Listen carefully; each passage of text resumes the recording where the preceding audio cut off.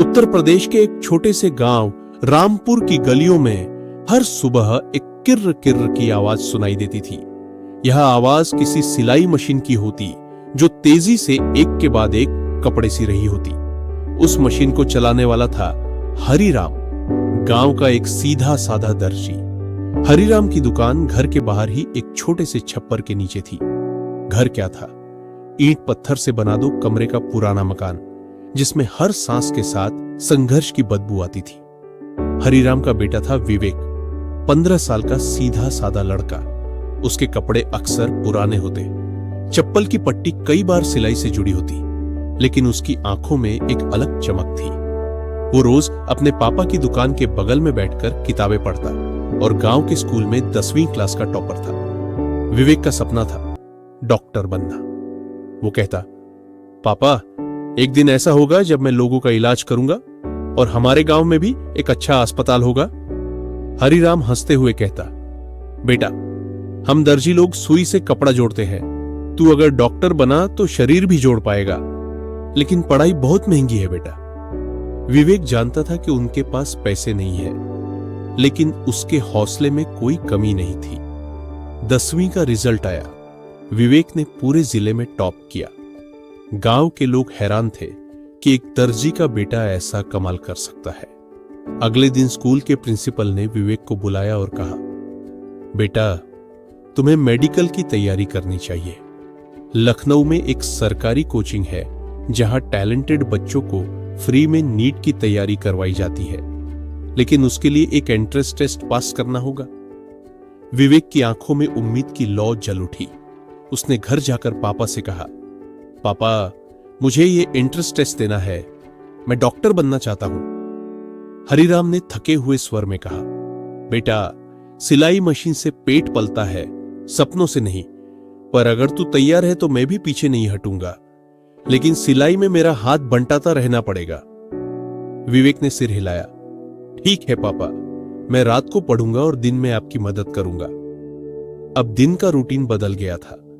सुबह 6 बजे सिलाई की दुकान पर बैठना, दोपहर स्कूल और फिर रात को डिबरी की रोशनी में पढ़ाई।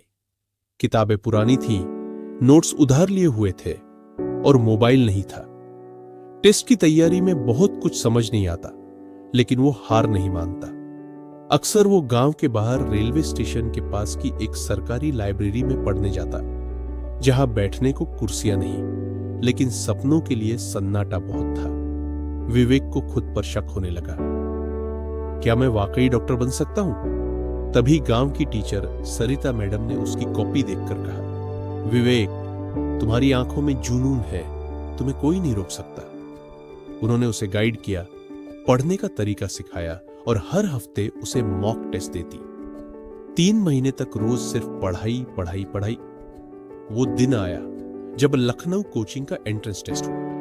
विवेक ने कांपते हाथों से पेपर भरा और घर आकर चुपचाप भगवान की मूर्ति के सामने बैठ गया। रिजल्ट आया, विवेक सिलेक्ट हो गया। घर में मिठाई नहीं थी, लेकिन मां ने गुड़ के साथ रोटी खिलाकर कहा, बेटा, आज पहली बार लगा तू हमारी किस्मत है। हरिराम ने आंखों में आंसू लिए कहा, बेटा, मेरी उंगलियां तो कपड़े सी सकती हैं, पर तू तो किस्मत सी रहा है। अब विवेक लखनऊ आ गया। सरकारी हॉस्टल में रहकर फ्री कोचिंग शुरू हुई, लेकिन यहां सब कुछ अलग था। सबके पास स्मार्टफोन, ब्रांडेड कपड़े और ऑनलाइन एप्स। विवेक के पास था सिर्फ एक पुराना बैग और कुछ पुरानी किताबें। कई बार वो खुद को दूसरों से छोटा समझता, लेकिन सरिता मैडम का दिया एक वाक्य उसे हिम्मत देता, जिसके पास साधन नहीं होते, उसके पास साहस होता है, और वही सबसे बड़ा हथियार है। विवेक सुबह 5 बजे उठकर पढ़ता, दिन भर क्लास करता और रात को हॉस्टल की छत पर बैठकर दोहराता। कई बार भूख लगती, लेकिन जेब में पैसे नहीं होते। वो चुपचाप पानी पीकर सो जाता। नीट का एग्जाम नजदीक आ गया। विवेक ने खुद से कहा, अब या तो सब कुछ पालूंगा या फिर सब कुछ खो दूंगा, लेकिन कोशिश अधूरी नहीं रहेगी। परीक्षा वाले दिन वो शांत था, पूरी एकाग्रता के साथ पेपर सॉल्व किया। बाहर आए तो मन में संतोष था। फिर आया वो दिन जब रिजल्ट निकलने वाला था। विवेक ने कंप्यूटर स्क्रीन पर रोल नंबर डाला। स्क्रीन पर लिखा था AIR, all India rank. 294 MBBS, AIIMS Delhi, allotted. उसकी आंखों से आंसू गिर पड़े। उसी समय हरिराम का फोन आया। बेटा, रिजल्ट कैसा आया? विवेक ने रोते हुए कहा, पापा, आपका बेटा अब डॉक्टर बनने जा रहा है।